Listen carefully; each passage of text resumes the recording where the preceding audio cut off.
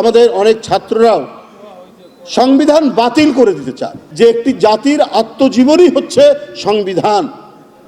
সেটা সংযোজন হতে পারে, সংশোধন হতে পারে।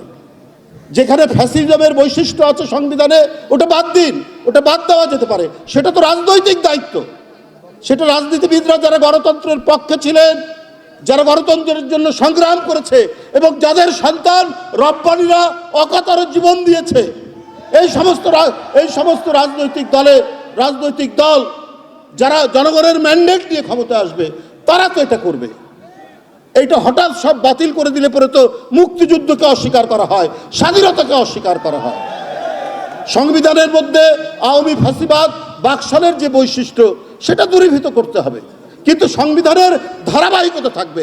যদি 240 বছর মার্কিন যুক্তরাষ্ট্রের সংবিধানের যদি ধারাবাহিকতা থাকে, সেখানে যদি কয়েকবার সংশোধন হয়, আমাদের সংবিধানও সংশোধন হবে, কিন্তু বাতিল করে দিয়ে একেবারে নতুন কিছু করতে হবে।